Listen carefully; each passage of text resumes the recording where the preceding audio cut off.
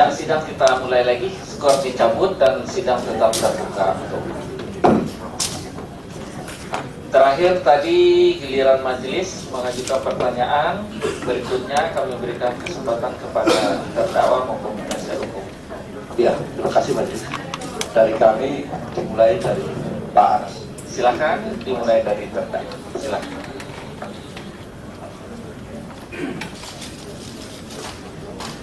Terima kasih yang mulia. Untuk para saksi,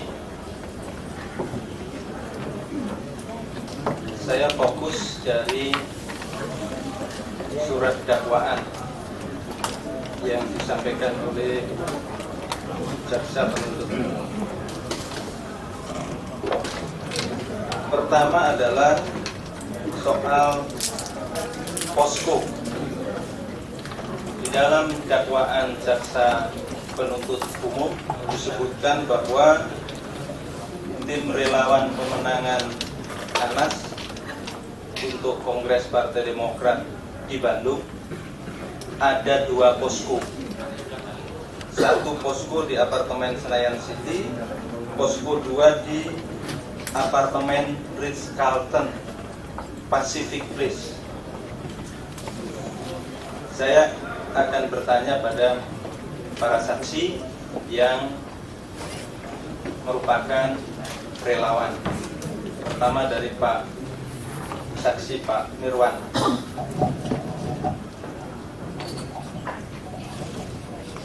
Sepengetahuan saksi, apakah betul ada posko untuk pemenangan Anas Urbaningrum? Tadi saya sudah jelaskan bahwa tidak ada yang namanya posko, tapi memang ada tempat pertemuan hanya kalau kita duduk-duduk ngobrol makan di Senayan City. Jadi bukan dikatakan posko, karena pertemuan juga bukan hanya di Senayan City, tapi di bermacam tempat, di restoran-restoran. Kalau di Ritz-Carlton, apakah saudara saksi pernah tahu atau Tidak pernah tahu, saya tidak tahu. Pernah rapat di situ? Tidak. Baik, geser ke saksi Pak Ruhut Sitompul. Pertanyaan yang sama. Terima kasih Ketua Umum. Jadi yang saya tahu hanya waktu kalau 2-3 kali yang di Senayan City. Kalau Ritz-Carlton saya tidak pernah. Jadi saya tidak pernah tahu ada posko Ritz-Carlton. Baik, yang di Senayan City itu apakah itu posko atau bukan? Bukan, kita tahu itu apartemen katanya Nasarudin. Jadi saya juga anggap itu bukan posko. Baik, geser ke saksi Saan Mustafa. Pertanyaan yang sama, apakah betul di dalam proses pemenangan saya sebagai calon ketua umum waktu itu ada dibentuk 2 posko? Kita tidak punya posko secara khusus. Jadi yang di apartemen City itu bukan posko, dan itu juga hanya sekali di situ. Selebihnya lebih banyak pertemuan di ruang ketua fraksi dan di luar sambil makan atau ngopi aja. Yang di Ritz-Carlton saya juga nggak tahu dan nggak pernah. Baik, geser ke saksi saudara Rahmat. Pertanyaan yang sama. Sepengetahuan saya pertemuan relawan itu kan berpindah-pindah. Jadi di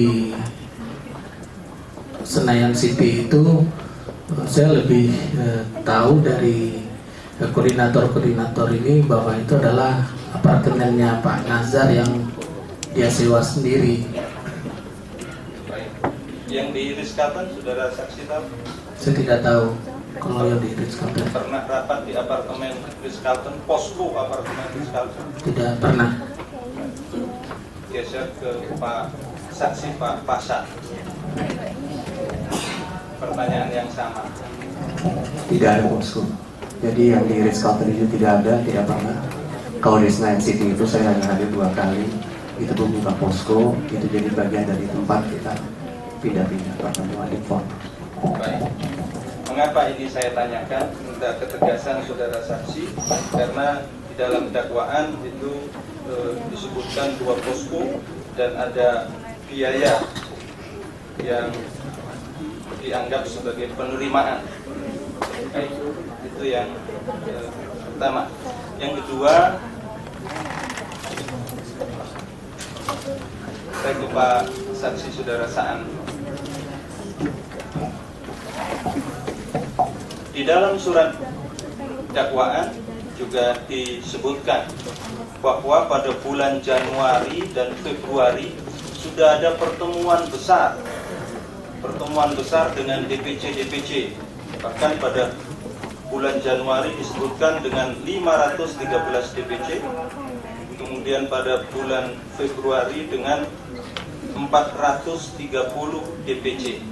Tadi Saudara Saksi Saan Mustafa menyampaikan bahwa pembicaraan Saudara Saksi meminta saya untuk memikirkan maju sebagai calon ketua umum itu pada awal bulan Februari. Betul begitu? Baik. Kalau begitu, sepengetahuan Saudara Saksi, karena Saudara Saksi adalah relawan, sejak kapan pertemuan-pertemuan dengan DPC itu dimulai? Itu lebih ke setelah Pansus Senturi ya. Itu lebih sekitar akhir Februari atau Maret lah, itu yang lebih ini ya. Itu pun hanya beberapa aja. Jadi di bulan Januari itu tidak pernah ada pertemuan dengan DPC, pengetahuan saya, apalagi dengan DPC sekitar 500. Karena jumlah DPC secara nasional aja itu cuma ada 497 DPC secara nasional. Nah jadi kalau misalnya ada 500 sekian DPC, nggak tahu itu DPC mana lagi. Jadi pengetahuan itu tidak pernah ada di Januari. Baik, saya ingatkan bahwa Pansus Senturi itu selesai pada 22 atau 23 Maret. Saudara Saksi Ruth Sitompul adalah anggota Pansus, pasti ingat. Jadi apakah pertemuan itu setelah saya selesai di dalam proses Pansus, pertemuan dengan DPC? Ya, itu sesuai komitmen yang saya minta waktu itu. Pak Anas mengatakan bahwa saya akan memikirkan menjadi ketua umum setelah Pansus Senturi selesai. Karena memang ditugaskan untuk bagaimana konsentrasi dan fokus di Senturi. Baik, di dalam dakwaan juga disebutkan bahwa ini pertemuan dengan DPC bulan Januari dan Februari ya, yang itu jelas tidak mungkin, tidak ada. Tapi ini saya ingin sampaikan untuk jawaban Saudara Saksi, karena Saudara Saksi ini di dalam dakwaan, Saudara Saksi Mirwan, Saudara Saksi Ruth Sitompul, Saudara Saksi Saan Mustafa, Saudara Saksi Rahmat, Saudara Saksi Herlas, Saudara Saksi Pasha, itu disebut sebagai korwil di masing-masing daerah. Nah, di dalam dakwaan disebut bahwa pada bulan Januari dan Februari itu sebagai korwil Saudara Saksi menerima uang operasional sebesar 25 juta dan entertainment 20 juta. Saya ingin tanya mulai dari Saudara Mirwan Amir. Apakah Saudara Saksi pernah menerima pada bulan Januari uang operasional ini 25 juta dan uang entertainment 20 juta? Tidak pernah. Selanjutnya Saudara Saksi Ruth Sitompul. Terima kasih Ketua Umum, saya tidak pernah tahu pertemuan itu. Karena seperti tadi pertanyaan penuntut umum dan yang terhormat dari majelis, saya bukan korwil, Pak. Terima kasih. Baik, Saudara Saan. Tidak pernah. Saudara Rahmat. Oh, maaf, Saudara Rahmat, pertanyaannya beda. Uang itu diberikan melalui Rahmat. Jadi yang menyerahkan itu disebutkan salah satunya Saudara Rahmat. Saudara Saksi Rahmat pernah memberikan uang-uang itu pada DPC, pada saksi-saksi korwil-korwil ini? Tidak pernah. Baik. Geser ke Saudara Herlas. Apakah Saudara Herlas pernah menerima itu? Tidak pernah, dan saya bukan korwil. Saudara Pasha? Tidak pernah menerima. Apakah pertanyaan yang sama untuk bulan Februari, Saudara Pasha? Tidak juga, tidak pernah. Saudara Herlas? Tidak pernah. Saudara Rahmat? Tidak pernah. Menerima dan memberikan? Tidak pernah. Baik, Saudara. Dan satu lagi tadi disebut korwil, saya tidak pernah jadi korwil. Baik, Saudara Saan? Tidak pernah. Ini uang banyak loh, 25 juta dan 20 juta untuk entertain. Saudara Saksi Ruhut?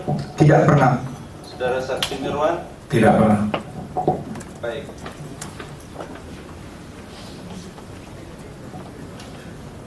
Selanjutnya, pada bulan Maret di dalam dakwaan juga disebutkan bahwa ada pertemuan kurang lebih mengumpulkan 446 DPC dan ditambah lagi 138 DPC. Jadi jumlah DPC di dalam surat dakwaan itu 500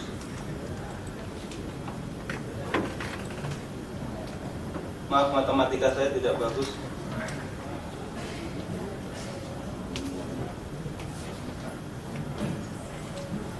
584 DPC dan masing-masing DPC itu diberikan uang saku 10 juta. Nah, saya ingin tanya saudara, mulai dari saudara Mirwan yang tadi menyebut bahwa bertanggung jawab untuk Aceh. Apakah ada peristiwa itu pemberian kepada DPC di Aceh pada bulan Maret itu 10 juta? Tidak. Saudara Saan, maaf, Saudara Ruhut? Saya tidak pernah, Ketua. Saudara Saan? Dan memang tidak pernah ada pertemuan massal kayak gitu, jadi tidak pernah ada ya. Dan ini juga dijelaskan lagi, diberikan pada masing-masing koordinator lagi sama 25 juta dan 20 juta lagi, seperti bulan Januari dan Februari. Tidak pernah ada ya. Baik, Saudara Rahmat, ini yang menyerahkan Saudara Rahmat lagi. Tidak pernah, karena itu kan jumlah yang sangat besar juga. Jadi heran saja kenapa ada seperti itu. Baik, Saudara Herlas? Tidak pernah. Saudara Saksi Pasha? Tidak pernah.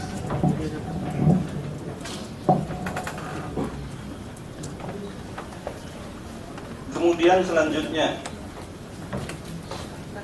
ini soal roadshow. Tadi Saudara Saksi Mirwan sudah menyampaikan bahwa yang saya dengar tadi ketika hadir di Aceh adalah dalam rangka Rakerda, diundang Rakerda. Nah, apakah di dalam Rakerda itu ketika salah satunya saya diminta oleh Ketua DPD yang saya ingat persis untuk menyampaikan pandangan tentang bagaimana Demokrat ke depan harus dikelola. Apakah kepada masing-masing DPC ini di dalam surat dakwaan ini disebutkan diberikan uang saku kepada masing-masing DPC 20 juta rupiah? Tidak ada. Saudara Ruhut yang disebut di dakwaan sebagai korwil juga? Tidak pernah, Ketua. Di Sumatera Utara pernah? Tidak pernah. Saudara Saan untuk Jawa Barat? Jawa Barat tidak pernah ada pertemuan, jadi tidak pernah ada. Baik, Saudara Rahmat yang disebut di dakwaan korwil Sumatera Barat, apakah ada uang untuk DPC Sumatera Barat? Tidak ada. Saudara Herlas? Tidak pernah. Saudara Pasha? Tidak pernah. Kepada di dalam dakwaan yang sama, poin yang sama, masing-masing koordinator wilayah ini disebutkan menerima sebesar 50 juta rupiah dan biaya entertainment lagi tiap-tiap koordinator ini sebesar 20 juta rupiah. Jadi kurang lebih 70 juta rupiah. Saya ingin tanya mulai dari saudara Pasha. Apakah saudara Pasha menerima itu? Tidak pernah menerima. Saudara Herlas? Tidak pernah. Saudara Rahmat? Saya tidak pernah menerima meskipun 1.000 rupiah pun. Saudara Saan? Tidak pernah. Saudara Ruhut? Tidak pernah Ketua. Saudara Tidak pernah. Irwan? Baik.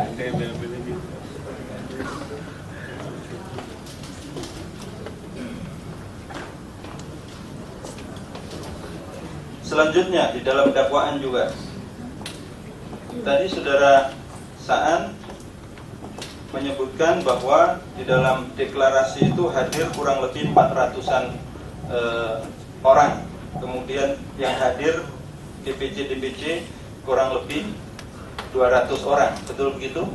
Ya, jadi peserta itu 400-an, yang ketua DPC-nya kurang lebih sekitar 200-an. Baik. Di dalam surat dakwaan disebutkan di dalam deklarasi hadir 460 DPC dan tiap-tiap DPC yang hadir diberikan uang sebesar 20 juta rupiah. Sebagai yang menyebut mengkoordinasi Jawa Barat, apakah betul ada peristiwa pemberian uang itu? Tidak pernah ada peristiwa itu, karena yang hadir pun cuma beberapa DPC dan langsung pulang. Baik, saudara saksi Ruhut, Tidak pernah Ketua. saudara Mirwan Amir, Tidak pernah.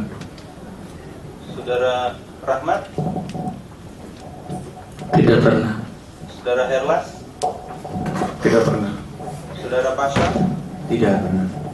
Baik, disebutkan juga di dalam dakwaan proses deklarasi itu 37 orang koordinator termasuk para saksi yang disebut sebagai koordinator masing-masing menerima 50 juta rupiah dan untuk entertainment 25 juta rupiah, jadi 75 juta rupiah. Saya tanya mulai dari saudara Pasha, apakah saudara menerima uang yang dimaksud oleh dakwaan ini? Tidak pernah menerima. Saudara Herlas? Tidak pernah. Saudara Rahmat? Tidak pernah. Saudara saksi Saan? Tidak pernah. Saudara saksi Ruhut Sitompul? Tidak pernah Ketua. Saudara Mirwan? Tidak pernah. Baik.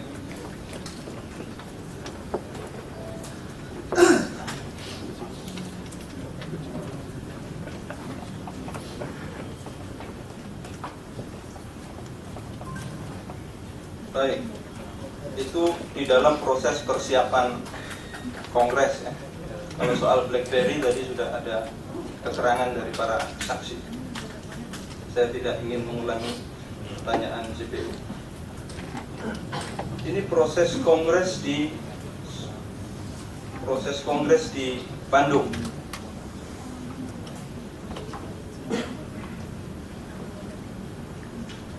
Disebutkan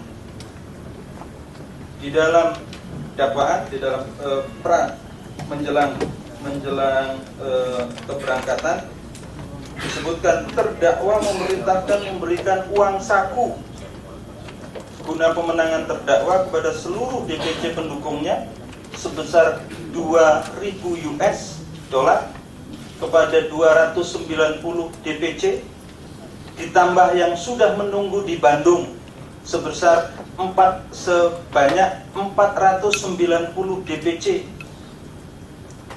Saya ingin tanya saudara Mirwan, apakah ada peristiwa ini? Tidak pernah. Saudara saksi Ruhut Sitompul? Tidak pernah. Saudara saksi Saan Mustafa? Tidak pernah ada peristiwa seperti itu. Saudara saksi Rahmat? Tidak pernah.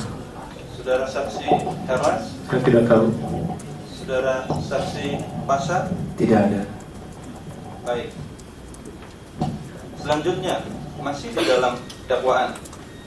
Pada tanggal 21 Mei 2010 pagi, masing-masing DPC diberikan 30 juta rupiah.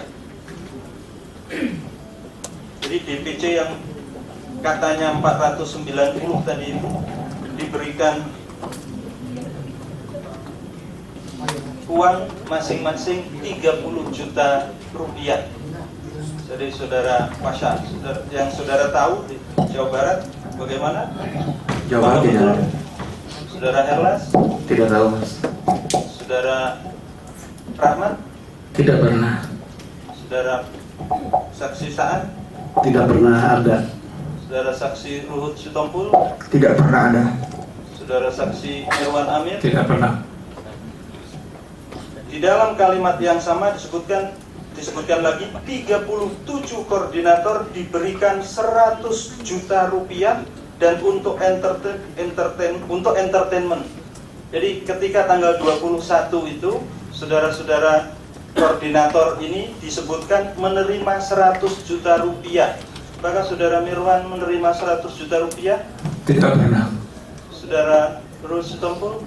Tidak pernah. Saudara Saan Mustafa? Sama sekali tidak pernah ada.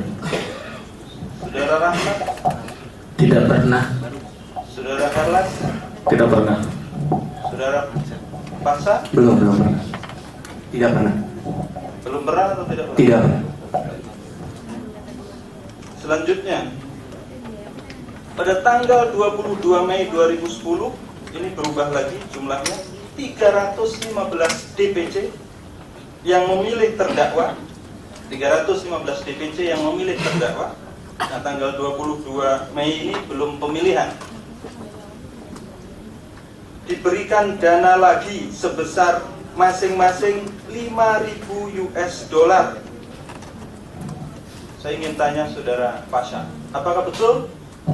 Tidak betul. Saudara Herlas? Tidak tahu. Saudara Rahmat? Tidak pernah. Saudara Saksi Saan? Tidak pernah, karena memang ada pemilihan. Tidak pernah ada itu sama sekali. Saudara Saksi Ruhut Sitompul? Tidak pernah. Saudara Saksi Mirwan Amir? Tidak pernah. Baik. Pada tanggal 23 Mei 2010, sebanyak 315 DPC yang memilih terdakwa diberikan masing-masing diberikan lagi 5.000 US dollar. Untuk pertanyaan yang sama, apakah pernah? Tidak pernah. Saudara Saksi Rustompul? Tidak pernah. Saudara Saksi Saan?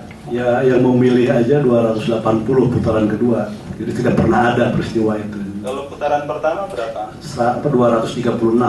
236 ya? Ya. Baik. Putaran pertama 236, putaran Kedua kedua 280. Baik. Saudara Rahmat? Jawabannya sama, tidak pernah. Saudara Saksi Herlas? Tidak tahu. Saudara Saksi? Tidak ada. Tidak. Baik. Ini untuk putaran kedua disebutkan di dalam dakwaan. Pada putaran kedua, untuk memperebutkan tambahan suara 73 DPC, saya juga tidak tahu dari mana 73 DPC, tapi kalau saya periksa dari BAP Saudara Nazar, koordinator wilayah, saudara-saudara ini, saksi, diberikan bervariasi antara 10.000 US dollar sampai 30.000 US dollar. Jadi DPC dan Korwil diberikan bervariasi 10.000 sampai 30.000 US dollar. Apakah saudara Saksi Mirwan pernah menerima ini? Tidak pernah. Saudara Saksi Ruhut Sitompul? Tidak pernah. Saudara Saksi Saan Mustafa? Tidak pernah ada. Saudara Saksi Rahmat? Tidak pernah. Saudara Saksi Herlas? Tidak pernah. Saudara Saksi Pasha? Tidak pernah. Baik. Tadi saudara Mirwan menyampaikan dalam kesaksiannya bahwa sebagian DPC di Aceh itu memberikan dukungan kepada saya di putaran kedua. Setelah putaran pertama tidak ada. Saya ingin meminta ketegasan saudara Mirwan. Karena faktor apa ada beberapa yang memberikan dukungan kepada saya di putaran kedua? Seperti yang tadi saya jelaskan, ada faktor dari kata sambutan atau pidato dari Bapak SBY untuk memilih ketua umum ke depan harus melalui hati nurani. Baik, saya lanjutkan Saudara Ruhut. Apakah Saudara tahu soal ini? Jadi Ketua, waktu masuk putaran kedua, kita semua sama-sama mengetahui Saudara Andi Malarangeng dan Saudara Marzuki Ali naik ke podium. Mereka menyatakan Andi mendukung Marzuki. Tapi setelah itu kronologisnya, Ketua Dewan Pembina Pak SBY itu yang dikatakan Pak Mirwan, pilihlah dengan hati. Hanya itu yang saya dengar, Ketua. Baik, Saudara Saan.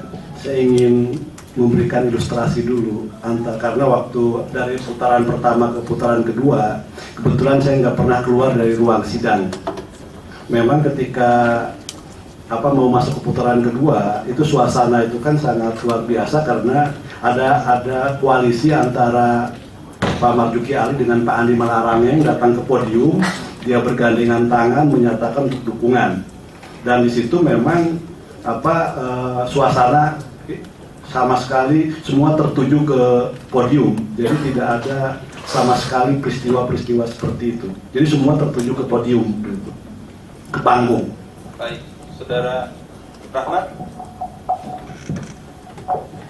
Waktu kongres di Bandung itu saya sebagai anggota panitia kongres, anggota di kesekretariatan, bukan sebagai peserta tapi sebagai anggota panitia bagian kesekretariatan yang tugasnya memang berada di dalam lingkungan kongres. Seperti yang disampaikan oleh Pak Ruhut, ketika sebelum putaran kedua Pak Marzuki dan Pak Andi Malarangeng bergabung dan naik ke podium, DPC dan DPD dari wilayah saya yang kebetulan kampung saya di Sumatera Barat itu berbisik ke saya di dalam ruangan, ngasih tahu bahwa kalau petanya begini, ini kita bisa bingung menentukan pilihan. Namun kemudian tiba-tiba tanpa disadari oleh seluruh hadirin, Pak SBY datang ke ruangan sidang dan bicara di panggung, mengatakan bahwa posisi beliau adalah netral dan Pak SBY menghimbau seluruh peserta kongres untuk memilih berdasarkan hati nurani. Nah, sementara tagline-nya Pak Anas yang saya tahu adalah memimpin dengan hati. Nah, setelah penyampaian pidato Pak SBY itu, DPD yang dari Sumatera Barat mendekati saya lagi bahwa mereka menerjemahkan pidato Pak SBY itu isyarat untuk Pak Anas karena Pak Marzuki bergabung dengan Pak Andi dan mereka tahu bahwa Pak Marzuki tidak diharapkan oleh Pak SBY untuk menjadi ketua umum. Jadi mereka menyimpulkan ini adalah sinyal Pak SBY untuk memilih Pak Anas. Nah, itu yang saya tahu. Apakah Saudara Rahmat tahu bahwa Pak Jufri waktu itu ketua DPD Sumatera Barat? Tahu. Apakah Pak Jufri pada putaran pertama mendukung Pak Andi? Iya. Putaran kedua mendukung siapa? Ini pengakuan Pak Jufri ke saya setelah kongres selesai. Putaran pertama mayoritas Sumatera Barat itu memilih ke Pak Andi Malarangeng dan Pak Marzuki karena Pak Andi itu didukung oleh Pak SBY. Tapi putaran kedua mereka mayoritas memilih ke Pak Anas karena sebetulnya mereka simpati dengan Pak Anas, tetapi karena faktor kekuasaan makanya suaranya memilih ke Pak Andi Malarangeng. Dan Pak Jufri mengatakan ke saya, apakah nanti mungkin saya jadi formatur untuk Sumatera. Waktu itu karena posisi saya tidak ada di partai, saya jawab Ya nggak tahu juga, Pak Jufri yang tahu tentu panitia dan ketua yang terpilih. Setahu saudara saksi, apakah kemudian Pak Jufri jadi formatur mewakili Sumatera? Iya, jadi formatur mewakili Sumatera. Baik, saya lanjut saudara saksi Pasha. Pertanyaan yang sama dengan yang tadi, apakah putaran kedua itu ada 73 DPC yang diperebutkan dan kepada Korwil dan DPC diberikan bervariasi 10.000 sampai 30.000 US? Tidak ada. Setahu saudara saksi, ada tidak dari DPC di Jawa Barat yang baru putaran kedua mendukung saya? Ada. Saya kira ada. Karena faktor apa setahu saudara? Memang kan ada himbauan singkat dari Bapak Ketua Dewan Pembina di depan ruang Kongres sebelum pemilihan tahap kedua. Mungkin itu yang membuat sebagian yang sebelumnya tidak memilih Pak Anas untuk kemudian berubah untuk memilih Pak Anas. Baik.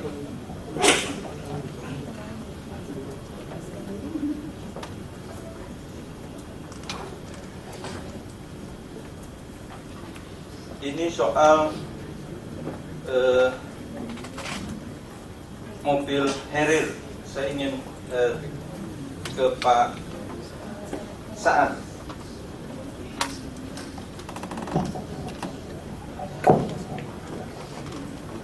Di dalam persidangan sebelumnya dari saksi-saksi, baik dari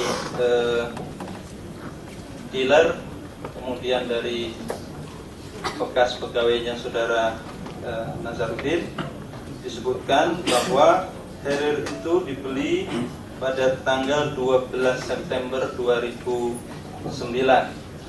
dan saya menjadi anggota DPR dilantik itu 1 Oktober 2009. Demikian juga kesaksian dari Sekjen